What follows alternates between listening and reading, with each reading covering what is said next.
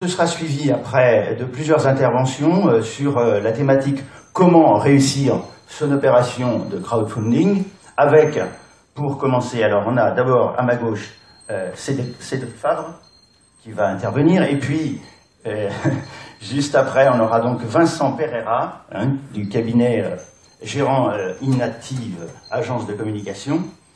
Nous aurons après, toujours à sa gauche, Jean-Baptiste Ray, directeur du développement à acquis.fr, c'est un site d'information régionale de l'Aquitaine. Et puis ils vont nous rejoindre, j'imagine, tout à l'heure, parce qu'ils ne sont pas encore sur scène, Laurent Calado ou Nicolas Gardou, gérant de Sambot, un site de location de bateaux. Et puis on aura aussi Stanislas Dantonnet, président d'Ellipse Affichage, qui interviendra également.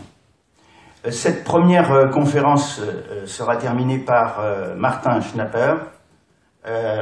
Et puis, à ce moment-là, je vous invite, moi, pendant toutes les interventions, à prendre note de vos questions, parce que c'est à la fin de cette première conférence qu'on pourra répondre à vos questions. Il y aura un temps comme ça d'échange.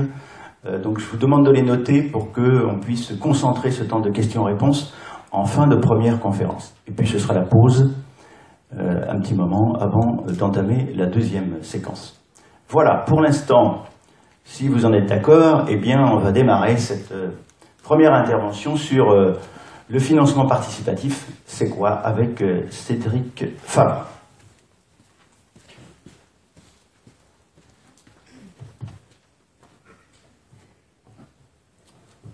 Bonjour à tous. Donc, on m'a demandé d'accomplir la lourde tâche de commencer l'exposé en présentant, en définissant, en cadrant ce qu'est le financement participatif. Je suis donc expert juridique à Aquitaine Europe Communication, qui est une association, une agence régionale pour le développement du numérique en Aquitaine. Et mon rôle au sein d'AEC, c'est d'être expert juridique en droit des TIC, c'est-à-dire droit d'auteur, droit du numérique et quelques autres éléments comme par exemple Internet, tout ce qui concerne Internet et par extension le financement participatif. L'objectif aujourd'hui pour nous ce matin, il est de cadrer un petit peu ce qu'est le financement participatif, savoir ce qu'est le financement participatif. À savoir que le financement participatif peut être identifié comme un mode de financement de projet, funding, récupérer des fonds, accompli auprès du public, crowd. Le crowd se traduirait en soi par le mot full, mais il est plus simple de traduire ça par public. À noter, je reviendrai dessus dans ma deuxième présentation lors de la conférence numéro 2, qu'il n'y a pas de définition juridique. Il n'existe aucune définition juridique. Il y a un décret qui a été promulgué, une ordonnance et un décret qui ont été promulgués, mais qui ne définissent pas ce qu'est le financement participatif. Alors certains, comme mes enseignants, diront que c'est difficile, c'est compliqué et ça pose problème. Moi, en praticien du droit, je dirais qu'au contraire, c'est une libération pour nous qui permet de faire un petit peu ce qu'on veut du financement participatif. À savoir que ce qui nous intéresse dans le financement participatif, c'est les personnes qui sont concernées. On a d'un côté des porteurs de projets, au sens le plus large du terme, vraiment au sens le plus large du terme, des porteurs de projets qui sont là en demande, qui ont pour une raison ou une autre un besoin de financement pour leur projet. L'intérêt, c'est de savoir quel est le projet, qu'est-ce qu'ils veulent faire, pourquoi ils ont besoin de fonds. Et de l'autre côté, évidemment, on a le public, on a la foule, c'est-à-dire, au sens général, le financeur. Celui qui va, d'une manière ou d'une autre, apporter des fonds, des micro-fonds, on va dire ça comme ça, des petites sommes d'argent, parce que le financement participatif est basé sur des petites sommes d'argent, les petites sommes d'argent qui, les petites rivières font, les petits ruisseaux font les grandes rivières. Donc c'est beaucoup de personnes qui apportent un petit peu d'argent pour au final avoir des montants de plusieurs milliers d'euros, voire dizaines de milliers d'euros. Élément important, le financement participatif se déroule nécessairement, je reviendrai aussi sur la deuxième conférence dessus, se déroule nécessairement via une plateforme web, via un site internet. En dehors de ça, ce n'est pas du financement participatif selon ce qu'a décidé le législateur. Alors, je vous propose ici quelques chiffres.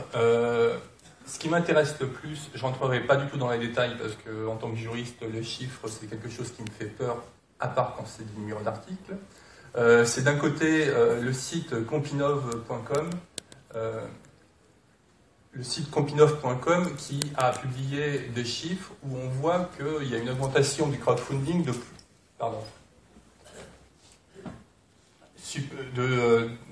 2,9 fois de l'année 2013 sur l'année 2014. L'intérêt, c'est de voir que c'est en plein développement. Mais, à contrario, on a un autre site, financeparticipative.org, qui a aussi publié un baromètre, où là, c'est seulement limité à 2 fois. Cependant, ce qui est amusant, c'est que ces baromètres ont été faits par la même structure. Si vous voyez ici et juste en dessous, ce sont exactement les mêmes logos. Donc, au sein de la même structure, on a des chiffres différents. Ce qui me fait dire que la finance participative, à l'heure actuelle, c'est quelque chose qui est en plein développement, en plein essor et qui part un petit peu dans tous les sens. Pardon. D'accord. Il y a aussi un autre intérêt, et l'intérêt principal, c'est les relations qui sont induites entre, d'un côté, les porteurs de projets, de l'autre côté, les financeurs, la foule. Dans un premier point, et là encore j'ai repris ça sur un site, on a le site easyup.fr qui nous montre 3 degrés de foule différentes. On lance sa campagne, on reparlera ça dans la présentation suivante. On lance sa campagne. Auprès de qui on la lance dans un premier temps? Dans un premier temps, il est préférable de la lancer auprès de ses proches. C'est-à-dire le cercle le plus direct que l'on a. Pourquoi? C'est pour avoir des early adopters, des premiers adoptants qui vont faire un effet de levier, qui vont apporter un peu d'argent, disons-le clairement, ce sera du love money, qui vont apporter un petit peu d'argent pour montrer que le projet est viable et qu'il y a des personnes qui veulent y participer. C'est ça l'intérêt de pouvoir mettre un coup de pied au derrière au projet qui demande financement. Viennent ensuite,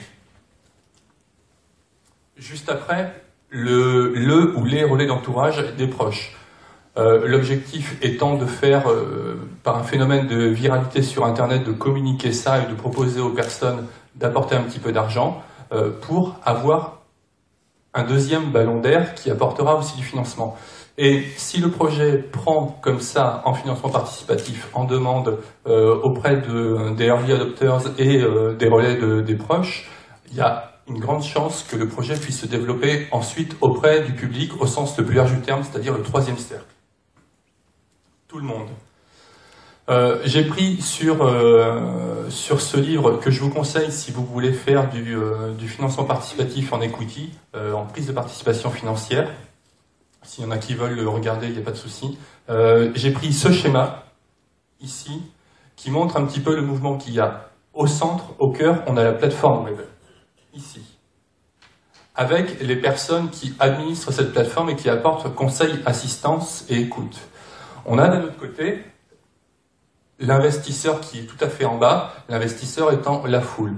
Plus haut, on a l'établissement de crédit, c'est-à-dire l'argent qui va être collecté, qui va être séquestré sur un compte dans un premier temps. L'objectif étant de financer le projet. Ici, on parle d'émetteurs parce que c'est du financement participatif avec prise de participation au sein d'une société, donc action ou obligation, et c'est de pouvoir faire ce rôle d'intermédiation de la plateforme au profit de tous. Quels sont les besoins? Quels sont les besoins en termes de financement participatif? Ils sont nous, au sein d'AEC, on a identifié 5 types de besoins différents. D'un premier point, on a le financement participatif de projets sous forme de dons. C'est ce que nous expliquera tout à l'heure Aurélia Van Cotte du site internet Eloasso, où là, il propose à des associations de publier leur projet, de publier leur association ou un projet et de se le faire financer par des dons, du don pur, au sens propre du terme. On a nous aussi à AEC développé une plateforme qui est basée sur la technologie mise en place par Eloasso qui est là, qui s'appelle Aquitaine Startup. À AEC, on opère l'auberge numérique, qui est un incubateur de start-up et qui a pour but d'aider au développement. Et dans ce cadre-là, on a fait cette plateforme-là qui fonctionne aussi sous forme de dons, avec petite récompense, généralement, pour pouvoir faciliter la participation des personnes. Deuxième point, on a la prévente. La prévente, c'est quoi? C'est en soi de la vente, mais de la vente par anticipation. La personne publie son projet, demande de l'argent et dit en échange, je vous gratifierai de quelque chose, un bien plus ou moins important, un bien ou un service, ce qui fera l'objet du projet. La prévente étant que vous donnez de l'argent et vous acceptez par anticipation de recevoir quelque chose. Alors selon le financement que vous donnez, vous aurez quelque chose de plus ou moins important. Un t-shirt, un stylo si vous donnez peu d'argent, si vous donnez plus d'argent, vous aurez un cadeau, une gratification plus importante. Par exemple, Oculus Rift qui a été racheté par Facebook. Au départ, c'est un projet qui était, je crois, sur Kickstarter. Je ne veux pas me tromper. Les personnes qui ont participé au projet ont donné quelques dizaines ou quelques centaines de dollars. En échange, elles recevront, quand l'Oculus Rift sera publié, si elle est publiée un jour, si elle est vendue un jour, ils recevront une paire d'Oculus Rift. On a, troisième point, la production. C'est un point qu'on oublie fréquemment. La production, c'est tout simplement Grégoire qui a produit son premier album en financement participatif. En soi, je différencie la production de la prise de participation financière parce que se cachent derrière des éléments fiscaux qui sont différents de la prise de participation financière. C'est participer à un film, participer à une exposition, participer à un album pour pouvoir donner de l'argent et pour pouvoir produire ce film ou cet album. Vient en avant-dernier le prêt. Le prêt, j'en reparlerai tout à l'heure, mais c'est donner de l'argent, confier de l'argent et recevoir en échange un remboursement quand le projet sera viable financièrement, ce prêt étant avec ou sans intérêt. On reviendra dessus. Et enfin, ce qu'on appelle l'equity. L'equity, vous verrez ça avec Philippe Gaborio du site Happy Capital. L'objectif étant de faire de la prise de participation financière au sein d'une société sous forme soit d'actions, soit d'obligations. Mais ces 5 types de financement participatif sont intéressants si on est capable de mener une stratégie dans sa campagne. C'est ce qu'on verra juste après, la présentation suivante. Donc je ne vais pas trop déflorer le sujet, à savoir qu'il y a un avant, un pendant et un après. L'avant, c'est la préparation de la campagne. Il faut faire preuve de professionnalisme. Il ne faut pas se lancer dedans en dilettante. Il faut vraiment faire ça de manière sérieuse. Il y a des pièces à produire, il y a des éléments à préparer et à présenter. Et suivant le type de financement qu'on veut, donc prévente, production, prêt ou equity, on aura des éléments différents à fournir et des éléments plus ou moins importants. Le plus important étant, dans tous les cas, on est face à un projet, donc il faut concevoir à minima un business model. Pourquoi ? Parce qu'on ne peut pas se lancer dans quelque chose sans rien. Le business model implique pour moi aussi la préparation d'un business plan. Il faut choisir sa plateforme. Si on veut faire de la production, My Major Company, même si ce n'est pas un site français, peut être intéressante. En revanche, si on veut du don pur parce qu'on est une association, par exemple, je ne pense pas que My Major Company soit le plus pertinent. Donc attention à choisir votre plateforme, sachant que pour le même type de financement participatif, par exemple le prêt, il y a plusieurs types de plateformes. Donc il faut choisir une plateforme qui vous convienne, avec qui vous entendez, et puisqu'on est en France, peut-être privilégier une plateforme française parce qu'on est dans le cadre d'une législation qu'on connaît. Dès lors qu'on va sur un site américain, on n'est pas forcément au clair sur les implications juridiques en matière de droit international privé, j'en sais quelque chose. Il faut établir une stratégie la plus complète possible et fonctionner par anticipation. Identifier qui, identifier quoi, identifier ses cibles, identifier les personnes à qui on va demander de l'argent. C'est-à-dire les 3 cercles qu'on a vus avant, au moins les proches. Enfin, préparer son dossier avec toutes les pièces qui vont bien dedans. Pendant la campagne, ça paraît plus simple, mais c'est ce qui prend peut-être le plus de temps, qui est très chronophage. Il faut animer sa campagne et surtout mobiliser ses contributeurs. Et toujours titiller. Enfin, après, il faut organiser un suivi et préparer des échanges. Selon les cas, ça peut prendre beaucoup d'éléments. Si vous faites du prêt, il y a le remboursement avec ou sans intérêt. Si vous faites de l'equity, de la prise de participation financière, il y a des chances que les financeurs deviennent des actionnaires.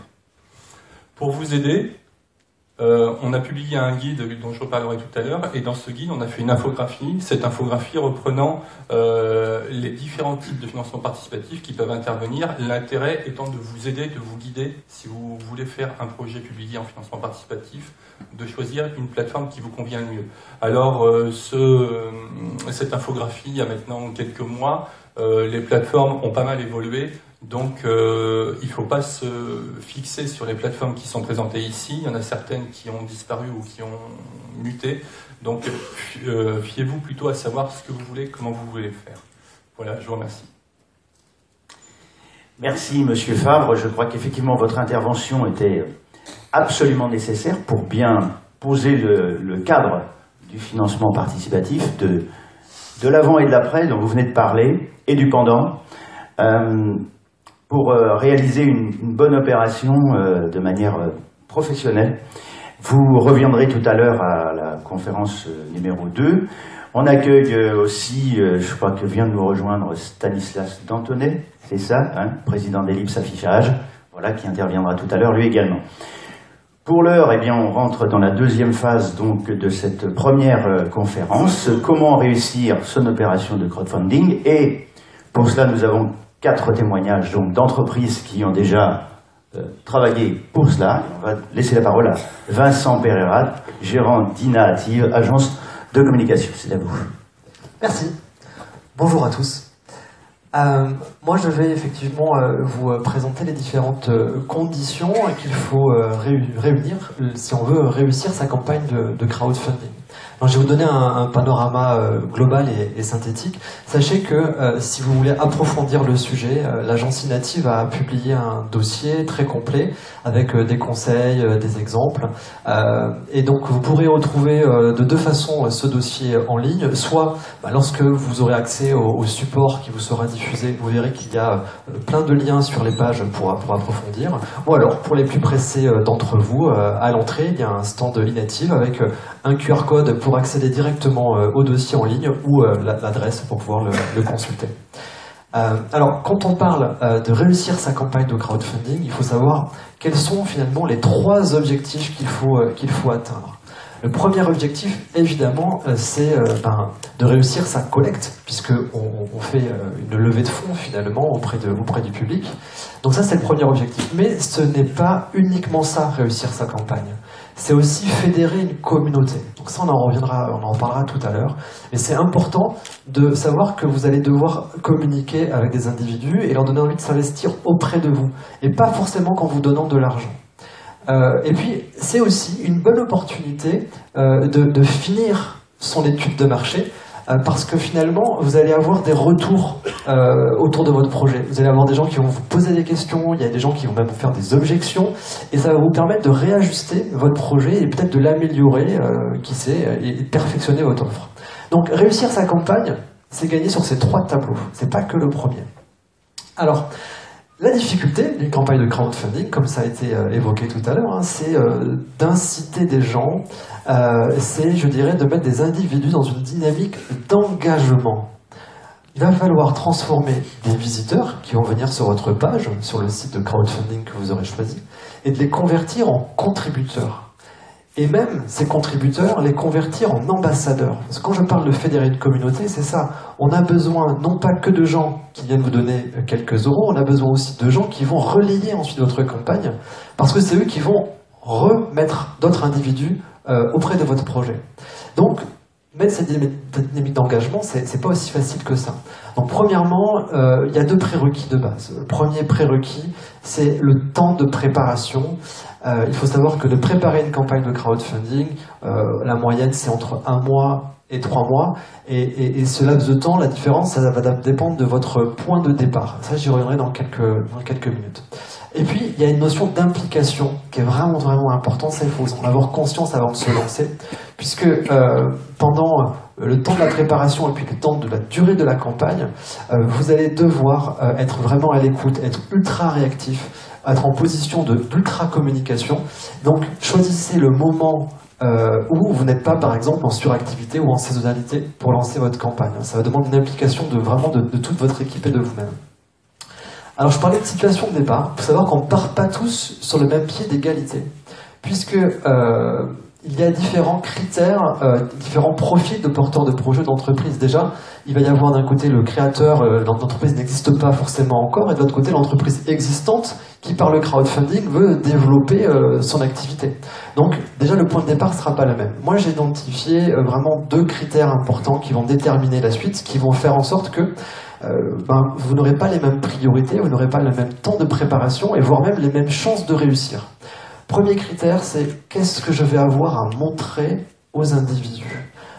Votre projet, une idée au départ est dans votre tête, mais il va falloir montrer des choses, pas rester sur du conceptuel. Donc, pour certains projets, c'est du prototype. Pour d'autres, quand on n'a pas pu financer un prototype, c'est au moins de la modélisation 3D, du schéma, de l'illustration, enfin, que sais-je. Mais il faut vraiment montrer des choses. Donc si, déjà, vous partez au départ, je n'ai rien à montrer, moi je dirais, c'est pas le moment de commencer la campagne, travaillez d'abord là-dessus.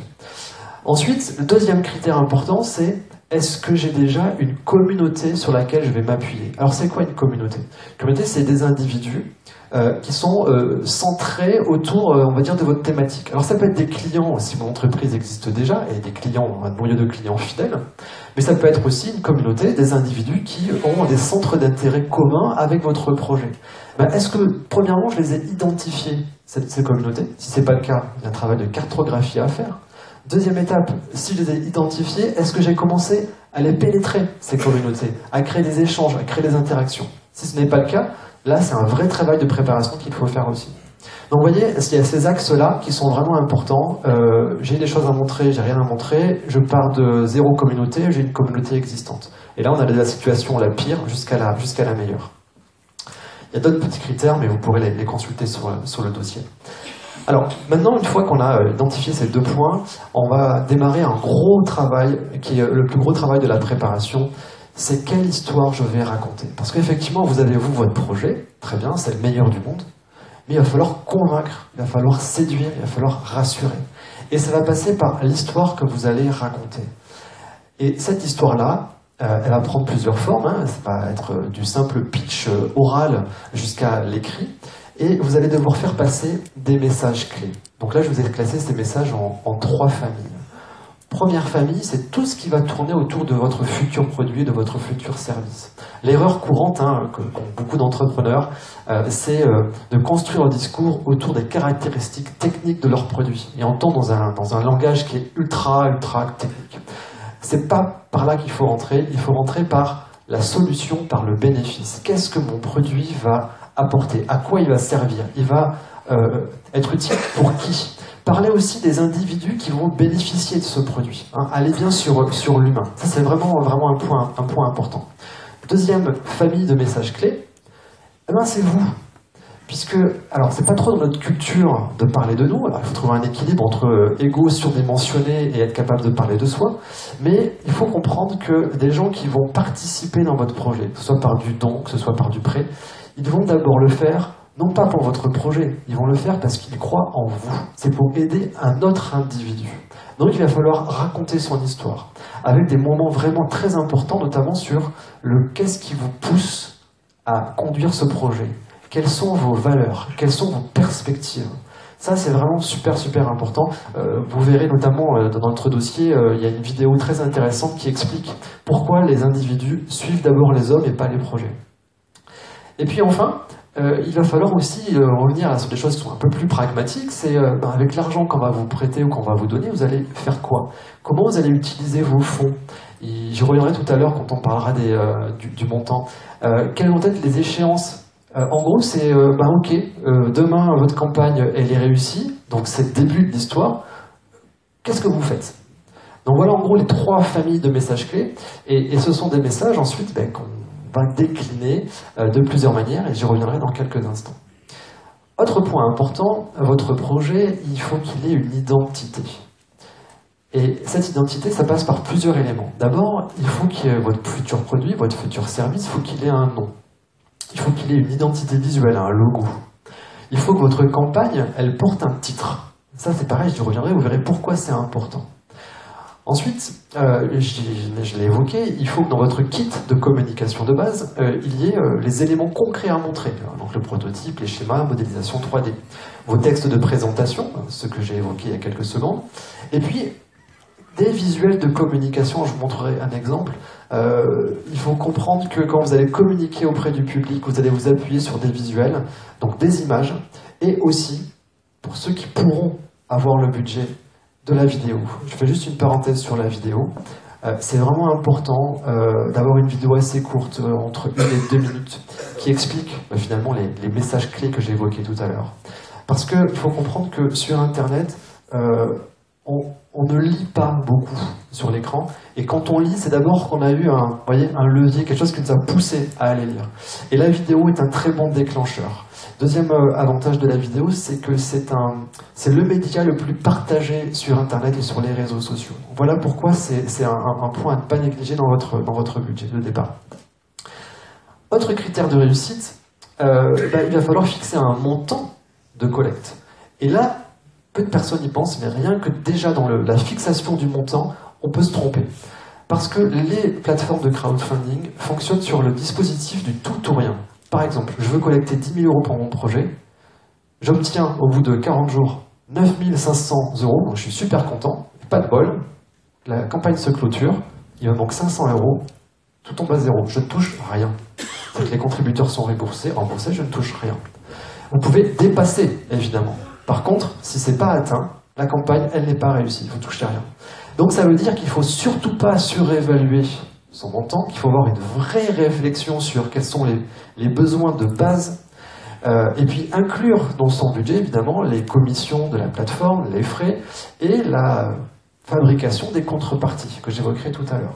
Donc là, vraiment sur ce point précis, moi je vous conseille de vous faire accompagner, alors soit par des institutions, soit par des cabinets comme FID Aquitaine ou autres, parce que là on est vraiment dans le calcul, et il ne faut pas se tromper. J'insiste sur un deuxième point, là, qui est plus de la communication.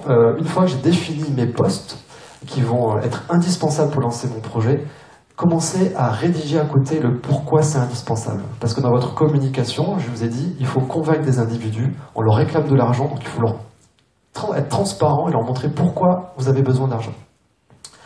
Le choix de la plateforme, je ne vais pas détailler puisque ça a été évoqué par Cédric tout à l'heure, et puis on a fait un article détaillé aussi dans notre dossier. Je passe simplement là-dessus. Pour parler un peu plus des contreparties qui ont été évoquées tout à l'heure, je vais juste compléter 2-3 éléments pour vous dire que la contrepartie, ça aussi c'est une condition de réussite. Alors, vous allez avoir déjà, c'est vrai, des gens qui vont ne pas être intéressés par la contrepartie. C'est tous les gens qui croient à votre projet, qui de toute manière le font parce qu'ils ont envie de vous aider. Ok, donc là il y a quelque chose d'axé sur l'émotion. Mais vous allez aussi faire face à des gens qui sont indécis. Et ces gens-là, la contrepartie, ça peut vraiment les faire basculer du bon côté de la balance. Alors, là où c'est un petit peu compliqué, c'est qu'il va falloir trouver les paliers. C'est-à-dire que sur une campagne où vous voulez atteindre plusieurs milliers d'euros, eh ben, vous allez faire des paliers. Il y a ceux qui vont donner 5 €, ceux qui vont donner 30, ceux qui vont donner 300. Et en fonction de ces paliers, il va falloir mettre les bonnes contreparties en face. Il faut qu'elles soient cohérentes avec votre projet et attractives. Et qu'elles ne vous plombent pas le budget non plus. Donc là, il y a vraiment un vrai travail de fond à faire. Donc les plus faciles évidemment ce sont les préventes parce qu'en fait on va anticiper la fabrication des produits et les individus vont pouvoir en bénéficier. Mais on peut déjà faire des paliers sur les préventes parce qu'un produit il peut être personnalisé. J'ai vu ça sur une personne qui fait du vin par exemple, sur des gros contributeurs, ils avaient des lots de bouteilles de vin avec des étiquettes au nom de leur entreprise. On peut avoir des produits collector par exemple. Sur les contreparties matérielles, alors ça peut aller du pins jusqu'à des produits un peu plus nobles, mais on ne pense jamais aux contreparties matérielles numériques. J'ai vu ça chez un restaurant. Pour les plus petites contributions, oui, parenthèse, n'oubliez jamais de récompenser les petites contributions. C'est souvent important.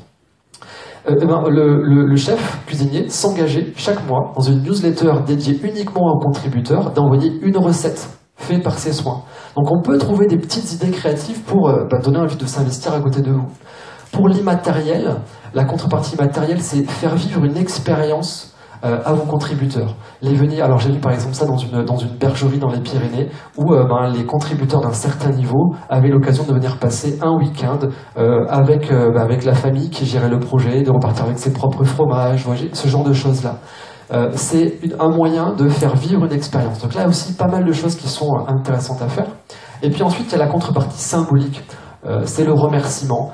C'est entre guillemets flatter un petit peu l'ego des contributeurs par des choses très simples sur des pages web. Mais j'ai aussi vu des entreprises qui faisaient des posters ou des gravures carrément avec les gens qui avaient contribué et qui sont affichés dans l'entreprise, dans le lieu public.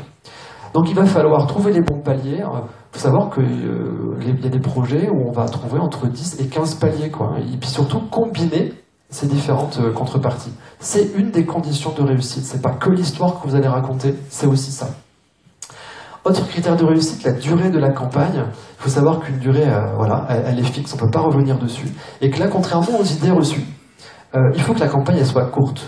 Une campagne courte, c'est en moyenne 40 jours. Les meilleures campagnes, celles qui font rêver, qui ont levé des millions, se sont faites en 30 jours. Dès qu'on arrive sur 70 jours, on commence à arriver sur les campagnes les plus longues. Selon le site de crowdfunding KissKissBankBank, on n'a que très peu de chances de réussir. Les taux de réussite sont les plus faibles sur les campagnes qui sont vraiment trop longues. Tout simplement parce qu'il faut créer un sentiment d'urgence. Il faut éviter que l'internaute se dise « Ah, c'est bon, j'ai encore le temps, j'y reviendrai ». Non, il n'y a pas le temps, c'est maintenant que ça se passe. Puis aussi, je vous ai parlé d'implication très forte du staff et de l'entreprise sur ce projet. On est plus facilement impliqué sur 40 jours que sur 70 jours. Ensuite, vous avez choisi votre plateforme de crowdfunding, donc il y en a plein. Vous allez avoir à créer votre page officielle sur cette plateforme. Et là, c'est l'endroit le plus stratégique de votre campagne, parce que c'est l'endroit où vous allez renvoyer tout le monde, où l'individu, au final, il va devoir sortir sa carte bleue. Donc convertir un visiteur en contributeur. Et là, il va falloir respecter certaines règles, et là, on est vraiment dans la communication pure et dure. Premièrement, soignez votre titre de campagne et la phrase de description en dessous, parce que c'est la première chose que vont voir les internautes. Il faut savoir que un internaute sur deux ne va pas plus loin. Si on ne réussit pas à le convaincre dès le début, il ne va pas plus loin. En dessous, on va trouver la place pour mettre sa vidéo ou un visuel. Alors la vidéo, j'en ai parlé tout à l'heure, on voyait à quel point c'est important, quoi. J'ai mon titre, la petite phrase est dessous, 1 ou 2 minutes, qui va me donner envie d'aller plus loin et de consulter votre fiche entière, quoi. Si j'ai pas eu le budget ou les compétences pour faire ma vidéo, je peux mettre 2 visuels. Je vous conseille de vraiment axer aux visuels sur des visuels qui soient créatifs, qui soient attirants et qui présentent l'univers de votre projet. Là aussi, n'oubliez pas que vous avez face à des humains. On n'est pas sur un investisseur type, entre guillemets, je vais me faire taper sur les doigts, banquier. Vous êtes sur des humains qui ont envie de contribuer dans votre projet. Donc effectivement, il faut vraiment leur donner envie. Donc travaillez vraiment vos visuels. Ensuite, vous avez différents champs à remplir dans votre fiche, dans votre page. Je vous conseille de tous les remplir. C'est là que vous allez utiliser le contenu, le discours que vous avez travaillé auparavant, que j'évoquais avec les messages clés. Moi, ce que je vous conseille vraiment, c'est de travailler, éviter les gros pavés de texte, travailler avec des sous-titres qui sont vraiment évocateurs, travailler avec des paragraphes avec une idée clé par paragraphe, utiliser des visuels pour illustrer tous vos propos. Sur une page, en moyenne, on peut trouver 4-5 visuels, voire un peu plus. Montrer les choses. Et puis enfin, évidemment, essayez de soigner au maximum l'orthographe, faites relire, parce que c'est aussi des choses qui peuvent rassurer, que ce soit bien propre. Certaines plateformes le proposent. Vous pouvez aussi rajouter une foire aux questions. En gros, vous allez anticiper les questions qui sont le plus souvent posées et vous allez y répondre. Là, il y a un double intérêt. Le premier, c'est que vous allez rassurer aussi en montrant votre professionnalisme. Et puis, ça va vous faire gagner du temps. Parce que s'il n'y a pas ça, vous pouvez être sûr que dans la zone de commentaires, vous allez avoir 10 fois la même question qui est posée et il faudra répondre 10 fois. Là, vous allez gagner du temps par rapport à ça.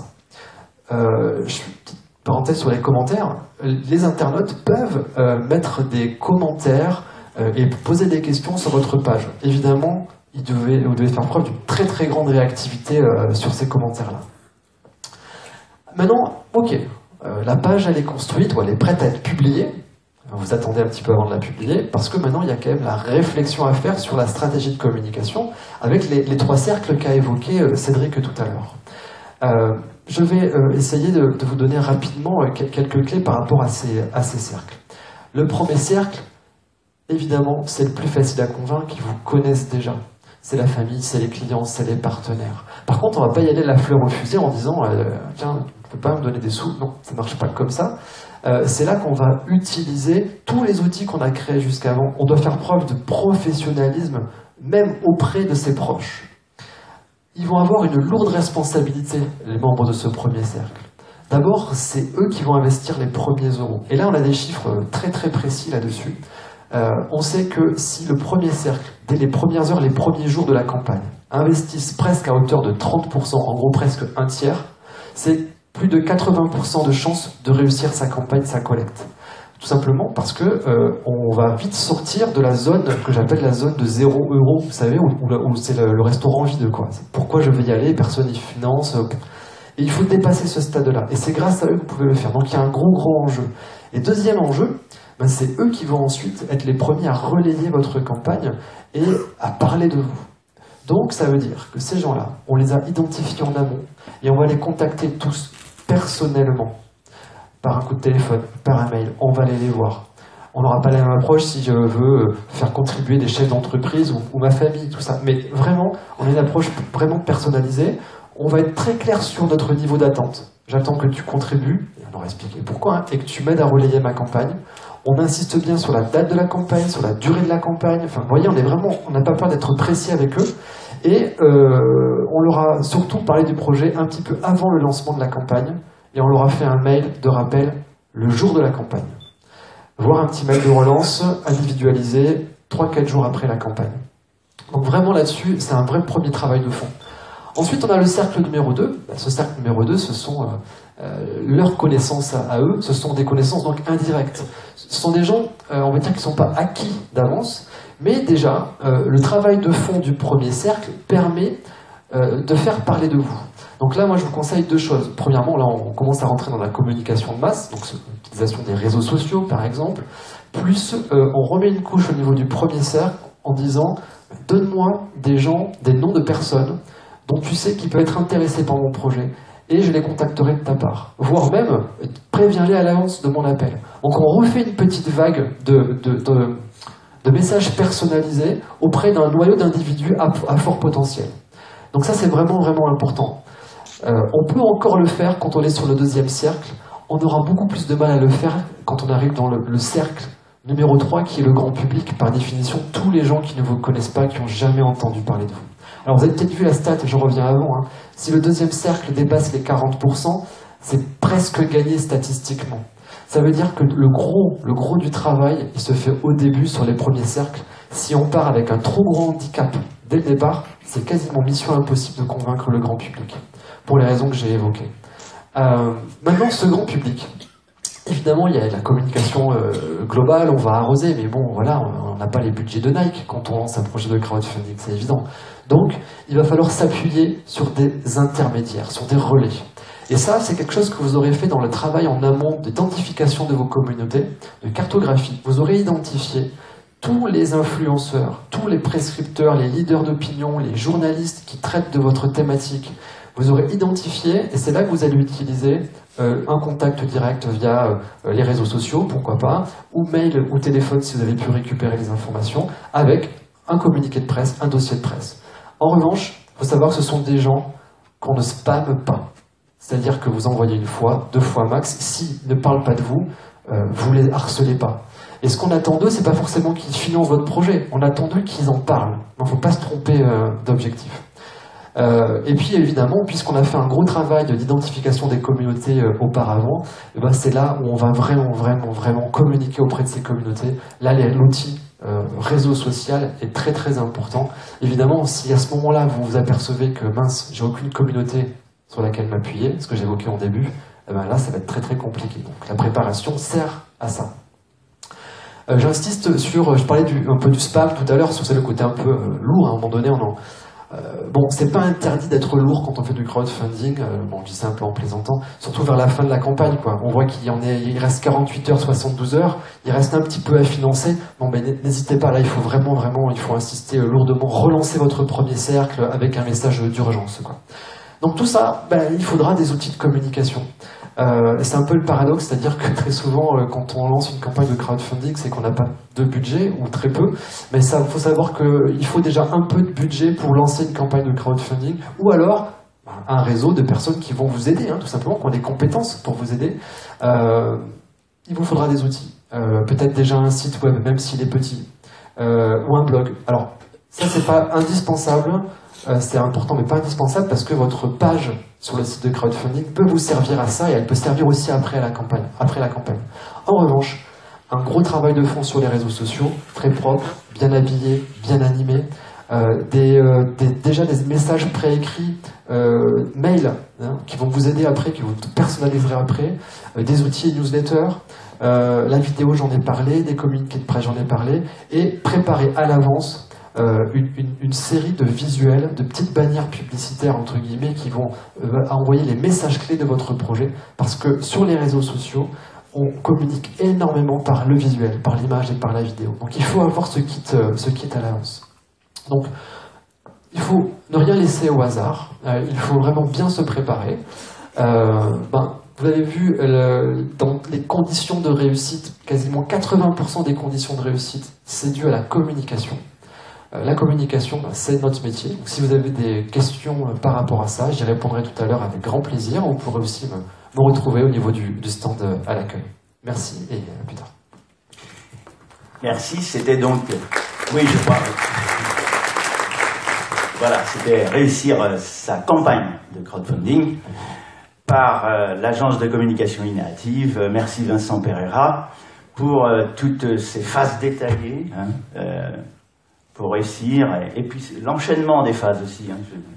J'ai retenu une phrase, c'était une belle histoire à raconter. Je crois que c'est sans doute là la clé du succès, et autour de quoi on peut travailler pour réussir sa campagne.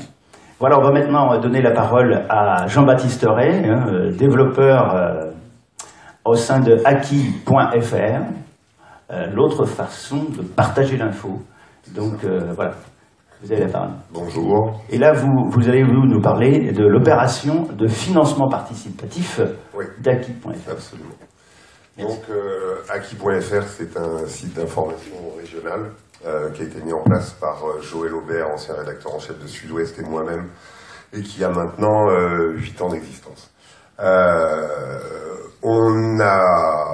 On est passé par le financement participatif dans le cadre d'un projet de développement. C'est-à-dire que le site existe, c'est un site d'information, et on a un gros projet de développement pour réussir à trouver un modèle économique, ce qui n'est pas facile dans la presse. On est un pure player, on n'existe pas sur le papier, le site est entièrement libre et gratuit.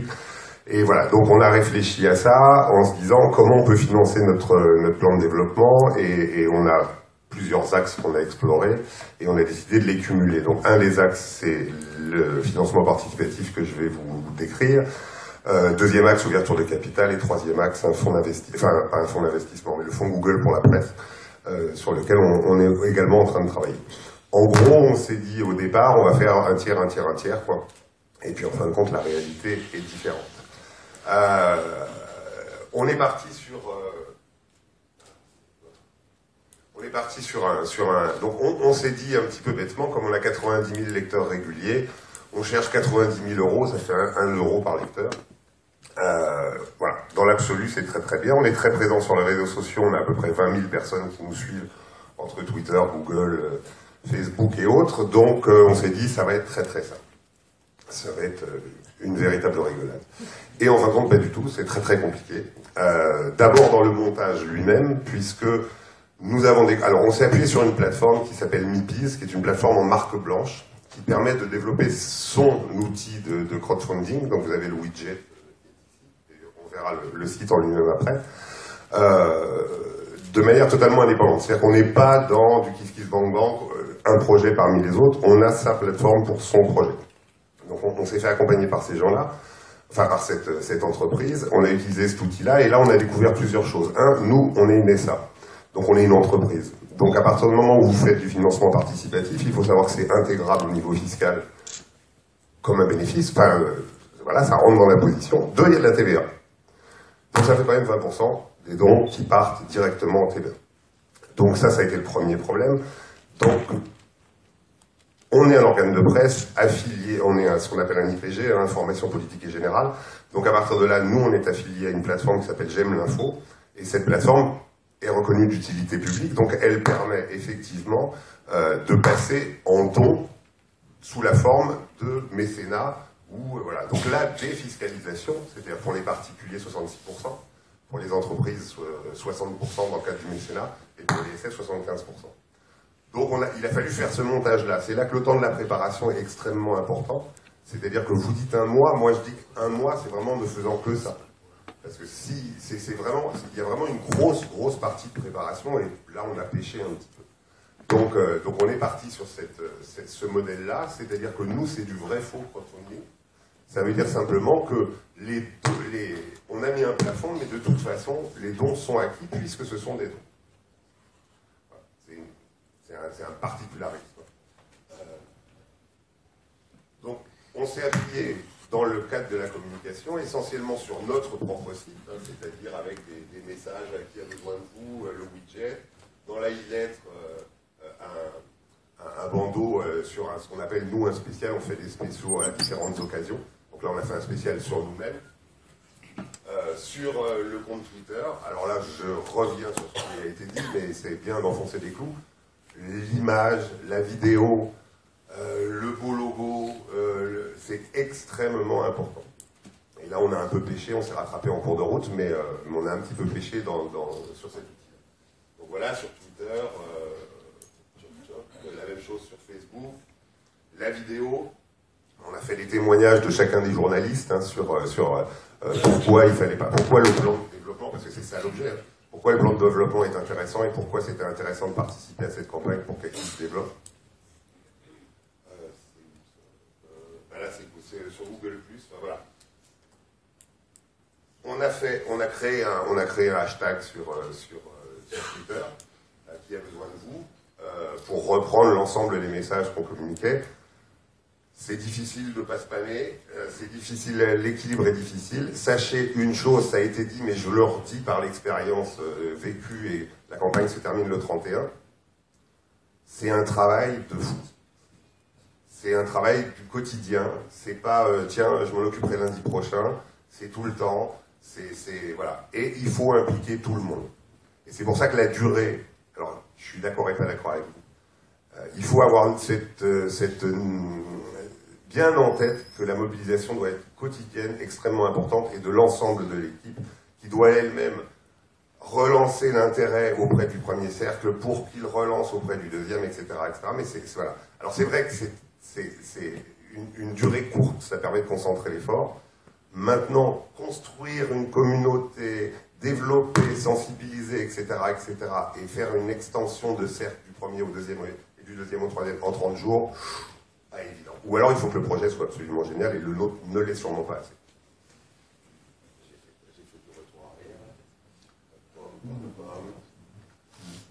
Ça, voilà, ça c'est dans le cadre du spécial, par exemple, c'est d'aller demander à des gens qui vous soutiennent de témoigner de pourquoi ils vous soutiennent. Donc pour nous, on a eu Alain Juppé, c'était pas trop mal. Bon, c'est pas forcément facile, mais encore une fois, on est un média. Donc on a eu un certain nombre de personnes qui sont soit d'anciens journalistes qui sont à travailler avec nous, soit des personnages publics, soit des gens qui travaillent encore avec nous actuellement.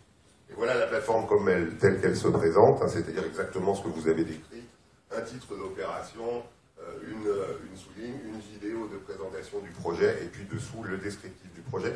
Un élément que vous n'avez pas dit, que nous, on nous a indiqué que c'était important, c'est d'être très optimiste et donc de dire ce que vous ferez de l'argent si vous en collectez trop. Plus que ce que vous avez prévu. Et ça, il paraît que c'est une donnée très sensible. Ça ne sera pas notre cas, puisqu'on pense qu'a priori, on va réussir à atteindre un objectif de 30 000 € sur 90 000 recherchés. Donc on ne dépassera pas, mais on avait quand même prévu effectivement cette partie. Tiens, si tout d'un coup on levait 150 000 €, qu'est-ce qui se passerait par rapport à l'objectif qu'on s'était fixé? Pourquoi on a fait le choix du don par rapport à l'ouverture de capital? On est une toute petite structure. On a beau être une ESA, on est une petite structure, et on avait rencontré monsieur d'Appli Capital auparavant. Moi, j'étais très partisan d'utiliser effectivement, moi je suis très société des lecteurs de machin, etc. Donc j'étais très partisan d'utiliser ça, mais ça a fait peur aux associés de l'entreprise de se retrouver tout d'un coup à 150 là où on est 10, et de devoir gérer les AG, des machins, des trucs, voilà, qui n'étaient pas forcément évidents, avec des gens qu'on ne connaît pas, qui peuvent être n'importe où dans le monde. Enfin, voilà. Ça a fait peur à l'actionnariat actuel de la société. Donc c'est pour ça qu'on est parti sur du don. L'avantage du don aussi, c'est que c'est du don. Hein. Nous, c'est perçu au niveau fiscal. L'intérêt, c'est que c'est perçu comme une subvention. Donc il n'y a pas de fiscalité dessus, il n'y a pas de TVA, il n'y a rien dessus. Alors voilà les quelques questions à se poser qui viennent se rajouter aux vôtres, et puis je vais vous décrire ce qui s'est passé. Le choix de la période. On devait lancer ça mi-octobre. Et puis, les montages juridiques, ça a été très compliqué, très long, de persuader J'aime l'info, de bien vouloir collecter enfin, ça a été très compliqué, je vous passe les détails. On a démarré au 15 novembre. Quand la campagne a vraiment démarré, qu'on l'a lancée, Resto du Cœur, appel au peuple, début de la période hivernale, machin, etc. Bon. 8 jours après, on arrive vers la fin de l'année, on est d'accord, donc les reçus fiscaux, la défiscalisation, machin, etc. Donc là, Secours catholique, la totale de toutes les fondations, associations humanitaires, etc., sur de la collecte de fonds. Nous, on est un média, quoi. C'est déjà pas complètement naturel dans l'esprit des gens de se dire, tiens, je vais donner de l'argent à un média. Donc, on lève un peu le pied au niveau de la communication, parce qu'on ne va pas dire aux gens, il vaut mieux donner à qui qu'à l'abbé Pierre, quoi. C'est quand même un peu délicat. Donc, voilà, le choix dans la période. On continue, on arrive vers Noël, on a un thème de campagne qui est très drôle. Cette année, Aki met son chausson sous le sapin de Noël. Ça marche plutôt bien, on collecte pas mal, etc., etc. On lève le pied sur la fin de l'année parce qu'on dit que les gens qui sont dans la digestion, ils ont autre chose à faire. Et là, boum, on reprend la campagne, paf, Charlie Hebdo. Et là, forcément, si vous voulez, c'est pareil, vous relevez le pied, vous n'allez pas dire oui, excusez-nous, enfin, on a autre chose à faire. Et puis en plus, encore une fois, on est un média, donc on n'a plus envie d'interroger l'imam de la mosquée de Bordeaux pour savoir ce qu'il pense de la situation et de qu'est-ce qu'on peut faire dans cette société laïque, etc., que de dire il nous faut des sous. Donc on a repris la campagne lundi dernier, de manière un peu plus forte, et puis là, on va y aller très fort en espérant qu'il ne se passe rien de dramatique dans le monde dans la semaine qui vient. Sur le thème, on est sur la fin. Alors, c'est anecdotique si vous voulez. Le choix de la période, c'est quand même très important. Charlie Hebdo, c'est imprévisible, ça peut se produire n'importe quand, et c'est bien plus grave que de financer la presse régionale pure player, même s'il faut absolument que les médias continuent à exister dans ce monde, sinon je ne sais pas où on va. Mais voilà, ça c'est vraiment... Mais le choix de la période, effectivement, si vous devez faire un appel aux dons, réfléchissez que c'est pas la peine. Les professionnels de la communication vous en diront plus sur ce sujet-là, mais il y a vraiment un choix. La bonne préparation, j'ai déjà dit, faire monter le buzz, c'est super théorique, mais c'est super pas facile. Hein. C'est qu'est-ce qui va faire que des gens, tout d'un coup, vont trouver votre idée rigolote, votre idée intéressante, votre idée absolument géniale. Si vous avez la recette, vous m'appelez tout de suite et on monte une boîte. Précollecter des fonds, ah oui, alors ça c'est super important, vous l'avez dit. Nous, on nous avait carrément conseillé de précollecter, c'est-à-dire de pouvoir ouvrir la campagne en ayant 20 000 euros collectés. On n'a pas réussi, parce que c'est pas si simple que ça, mais effectivement de pouvoir éviter le compteur à zéro. Éviter le compteur aussi qui bouge pas pendant longtemps, ou qui bouge à coût de 15 euros.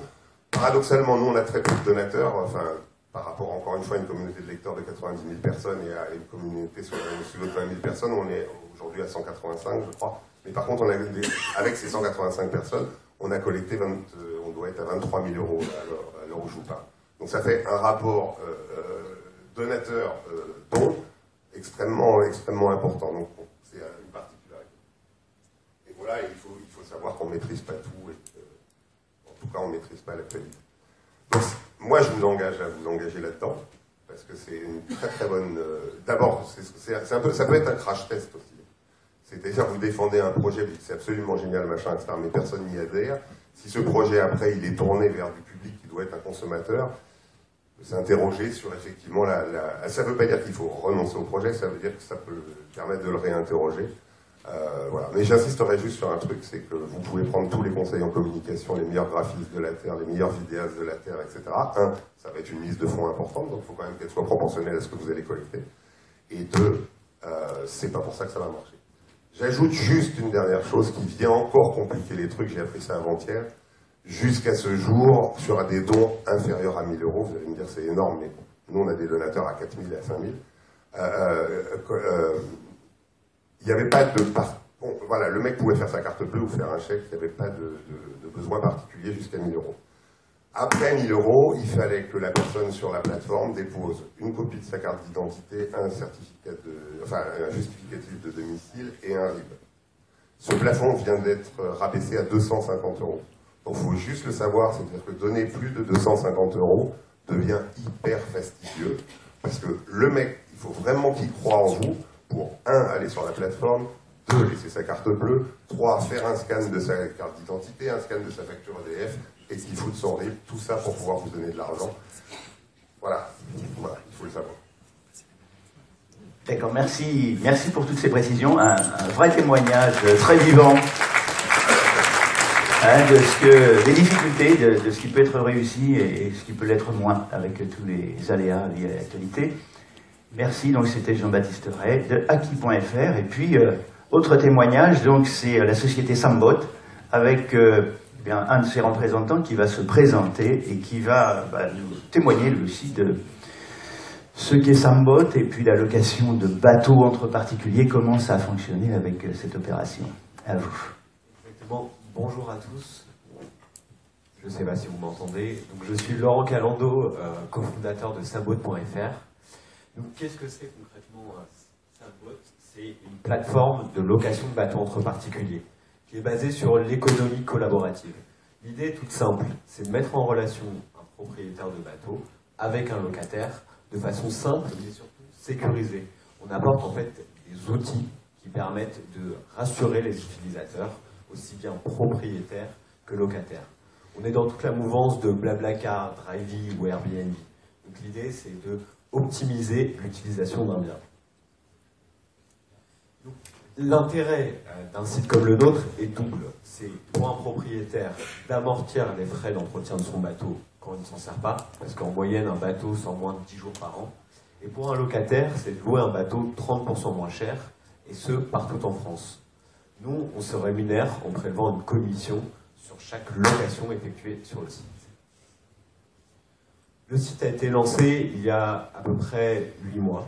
En l'espace de quelques mois, nous avons rencontré un grand succès, que ce soit médiatique ou commercial, puisqu'aujourd'hui nous avons plus de 300 bateaux partout en France, nous avons généré des centaines de locations, et surtout nous avons un retour très positif de nos utilisateurs. Nous avons réussi à fédérer une réelle communauté. C'est pour ça que, pour accélérer notre développement, on a choisi le crowdfunding, parce que nous avons réussi à créer une activité, un service qui a commencé à marcher. Maintenant, nous devons gagner en volumétrie. Donc pour ça, nous avions à faire des investissements. Nous recherchions 200 000 euros. Donc on s'est rapidement tourné vers le crowdfunding en equity, c'est-à-dire que les actionnaires, ceux qui investissent dans la société, prennent des parts dans la société. Et ce qui nous permet en fait de mobiliser une communauté d'utilisateurs, parce que nous sommes une société d'économie de partage. Nous avons des milliers d'utilisateurs qui échangent un bien entre eux. L'idée derrière le crowdfunding, c'était de permettre aux propriétaires à qui on a fait gagner de l'argent d'investir dans la société, parce qu'ils croient au projet, parce qu'on leur a fait gagner de l'argent, et qui prennent en fait de la participation, donc des parts au sein de la société. Le deuxième but d'utiliser le crowdfunding, c'était d'améliorer notre visibilité. Parce qu'en animant une campagne de crowdfunding, on fait de la relation presse, on essaie de vendre sa campagne et de mettre en avant sa levée de fonds, son besoin de financement. Et donc en utilisant le crowdfunding, on a réussi à avoir des articles dans de nombreux journaux, que ce soit 20 minutes, Sud-Ouest, Aki.fr justement. Donc, ça nous a permis donc d'améliorer notre visibilité d'un point de vue national. Mais aussi, le but premier, c'était de se financer très rapidement. Puisque quand on fait appel à des fonds d'investissement, souvent le processus est très long et peut prendre près d'1 an ou même plus pour certains cas. Là, nous avons un besoin rapide de financement, donc c'est pour ça qu'on a fait appel au crowdfunding. Donc, pour nous, les leviers qu'on a identifiés pour réussir à sa campagne de crowdfunding, c'est d'abord d'avoir un concept facile à expliquer. Là, notre concept est assez simple dans le sens où il est dans la mouvance de l'économie collaborative. On est concrètement le Airbnb du bateau. Et on a un but réellement humain. Nous sommes utiles dans le sens où nous permettons d'optimiser l'utilisation des bateaux. Nous rendons service aux utilisateurs. Le deuxième relais vecteur de succès, c'était d'animer ponctuellement sa campagne, donc via des infographies, via des posts, en mobilisant des journalistes, en animant, par exemple, hier soir, on a fait un pitch qui a permis d'échanger avec nos investisseurs et pouvoir répondre à leurs questions.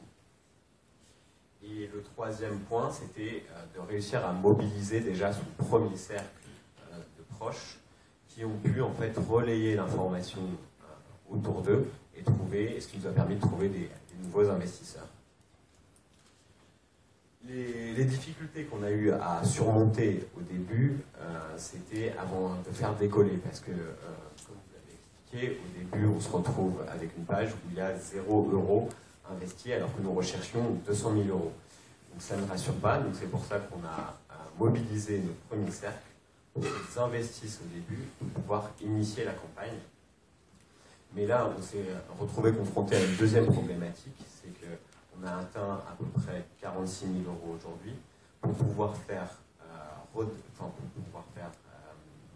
redécoller un peu la campagne, parce que depuis à peu près 2 semaines, on voit que la campagne ne bouge plus. Du coup, il faut faire en fait des nouvelles animations, des nouveaux posts, mobiliser peut-être un cercle plus éloigné d'utilisateurs pour pouvoir rechercher en fait de nouveaux financements et faire rebouger la campagne. Donc là, aujourd'hui, on est à 46 000 €. Ça fait 2 mois que la campagne est lancée. Et nous avons jusqu'au 18 février pour collecter jusqu'à 200 000 €.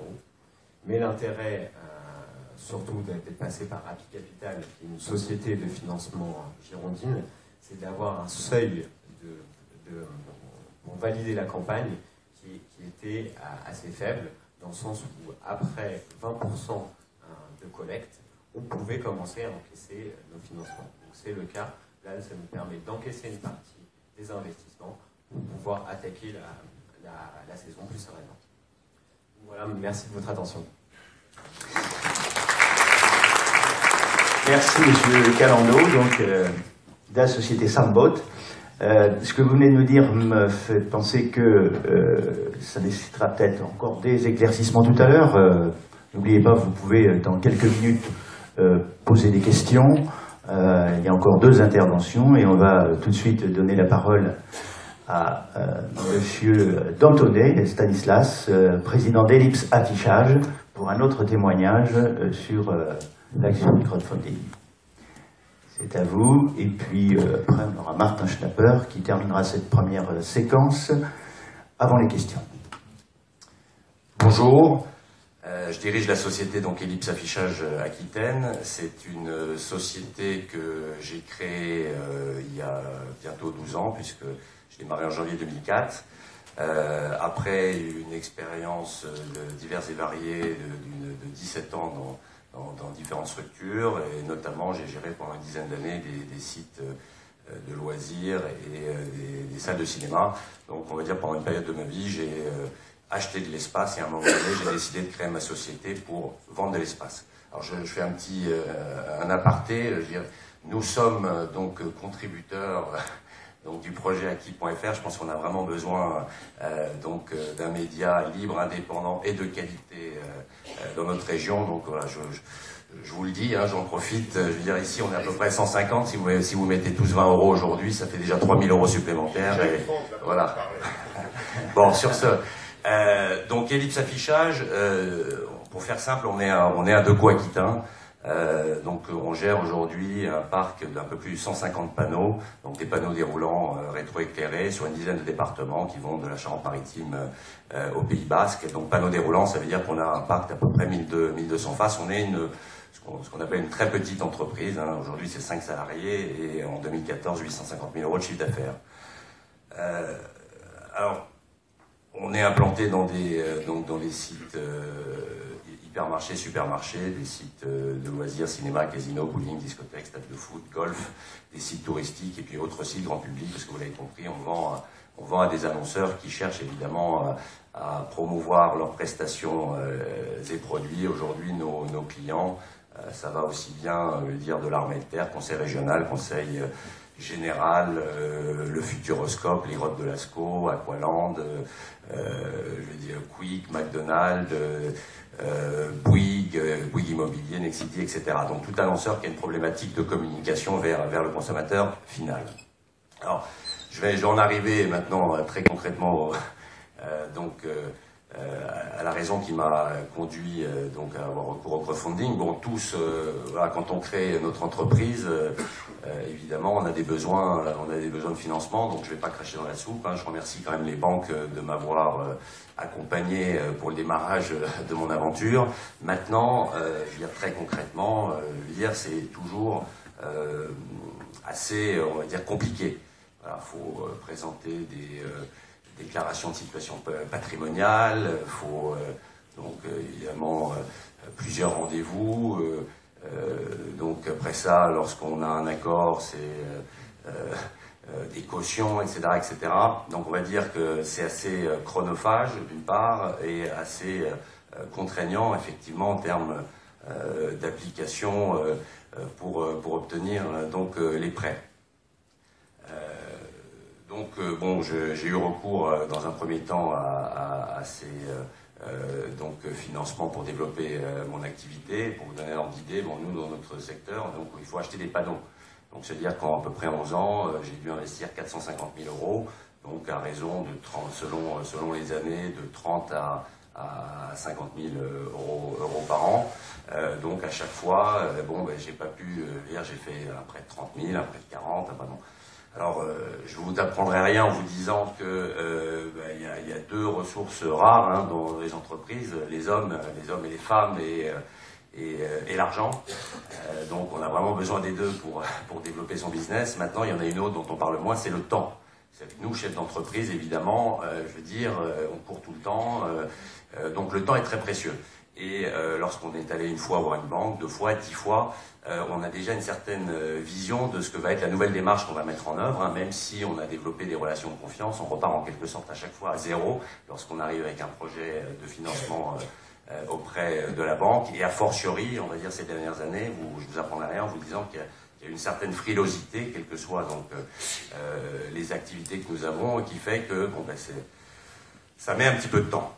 Alors moi, je suis un cas peut-être un peu atypique par rapport à ce que j'ai entendu.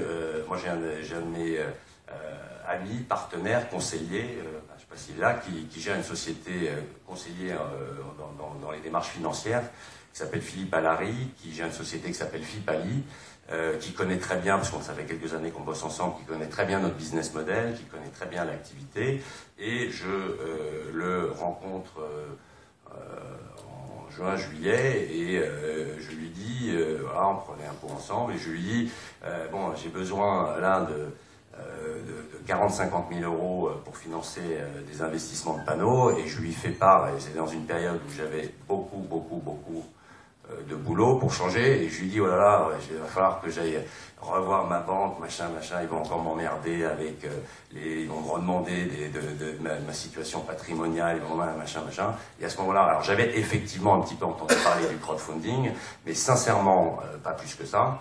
Et il me regarde et me dit, écoute, mais moi j'ai vraiment une idée à te suggérer, et recours au crowdfunding. Alors, je lui dis, qu'est-ce que c'est le crowdfunding? Maintenant, je pense que vous savez ce que c'est. Il me dit, écoute, voilà ce que tu fais. Tu me donnes ton dernier bilan, tu me donnes ton cabis, Il dit, bon, tu me fais un petit résumé rapide, donc évidemment présentation commerciale, développement, perspective de ton entreprise, donc à 3 ans. Et il me dit, je m'occupe de tout. Et il me dit, mais t'as besoin? Je lui dis, voilà, il me faut 45 000 € pour financer mes mobiliers.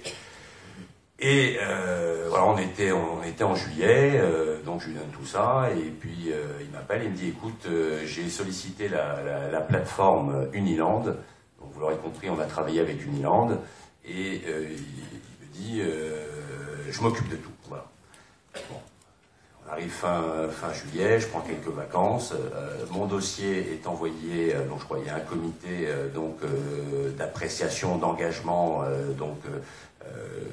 pour toutes ces plateformes, donc en l'occurrence pour la plateforme Uniland, et puis pendant une vacance, il me laisse un petit message, il me dit, écoute, voilà, je voulais te dire, ton dossier a été retenu, tu vas donc être mis, je vais dire, sur la plateforme pour ton projet d'emprunt, donc aux particuliers. Hein. Nous, on est parti dans cette logique-là de 45 000 €. Très bien, bon, bah, écoute, donc, ça se met en place. Et donc, à début septembre, il me rappelle, il me dit, écoute, voilà, ça y est, ça va se mettre en place la semaine prochaine. Alors, moi, je vais vous dire, ce que je peux vous dire, c'est que j'ai trouvé que, d'abord, j'ai pas eu besoin de sortir de mon bureau pour, évidemment, gérer ce dossier. Donc pour moi, ça a été un gain de temps et très précieux. Et j'ai trouvé que c'était particulièrement efficace, simple et rapide.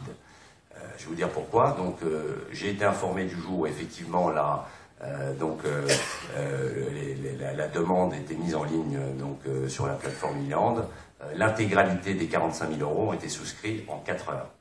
Donc je peux vous dire que effectivement moi-même j'ai été extrêmement impressionné, et je vous le dis, effectivement, je pense que mon partenaire est extrêmement efficace sur l'accompagnement et la présentation, je ne le pense pas, j'en suis sûr, sur l'accompagnement et la présentation de l'entreprise. Et alors on a possibilité, alors tout se passe en ligne, donc on a possibilité de regarder évidemment quels sont les souscripteurs.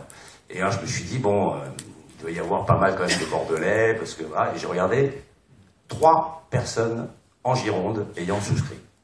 Ah, je me dis, c'est quand même marrant, et j'ai regardé Strasbourg, Lille, Lyon, etc. J'ai trouvé ça absolument extraordinaire. Alors, ça dure, apparemment, ça dure quelques jours.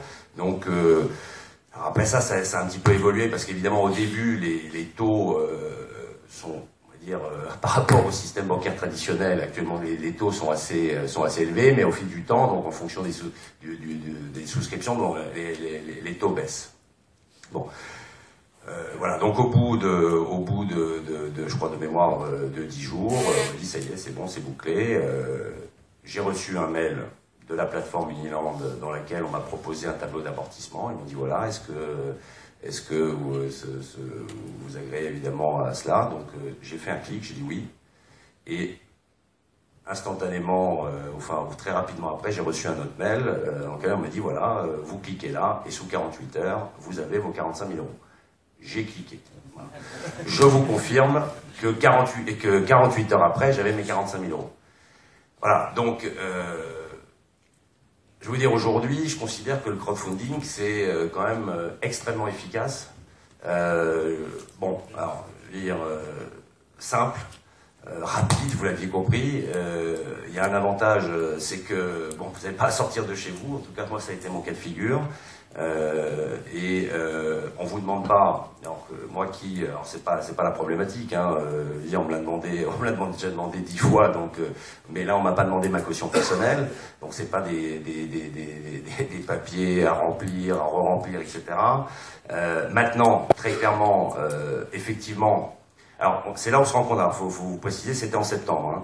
Et je pense que là, il y a une montée en puissance, mais vraiment très significative du crowdfunding, parce que là, en ce moment, j'en entends parler tout le temps, mais bon, j'ai un partenaire qui est associé à Tours, qui lui a plutôt eu recours toujours au système bancaire traditionnel, et ça prouve qu'aujourd'hui, il y a beaucoup de gens, beaucoup de particuliers, c'est un de ses clients, le directeur d'une concession Renault, ça prouve que les gens maîtrisent quand même assez mal l'histoire, avec lequel il travaille, lui dit oui, vous avez apparemment vous avez votre partenaire à Bordeaux qui a eu recours au crowdfunding, il n'a pas des difficultés financières.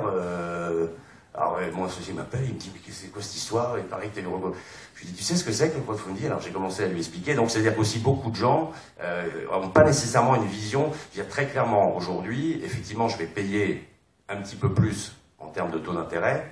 Mais je vous le dis, par rapport à mon activité sur un prêt 48 mois, je veux dire 250 à 300 euros de plus par an, si vous voulez, c'est pas ma problématique. Moi, ma problématique, c'est de développer mon business, d'avoir le temps de le faire. Et très clairement, je veux dire, c'est pas 25 euros par mois sur une année. C'est pas ça, effectivement, qui a été, on va dire, un caractère bloquant dans ma démarche. Donc, ce que j'ai trouvé également intéressant, ce que j'ai trouvé également très intéressant, c'est que ces gens qui nous ont prêté de l'argent, j'ai considéré, qui nous connaissaient pas, je pense que 95% avaient aucune connaissance de notre business et de qui nous étions. Je me suis dit, si ça se passe bien aujourd'hui, avec nous, je vois pas pourquoi demain je continue mon développement, j'ai encore besoin de 50 000, j'ai encore besoin de 100 000, il n'y a aucune raison que dans 1 an, 2 ans ou 3 ans, ils ne reviennent pas. Donc quelque part, en plus, je pense qu'on a un moyen à fidéliser les personnes qui nous accompagnent dans ce développement. Voilà.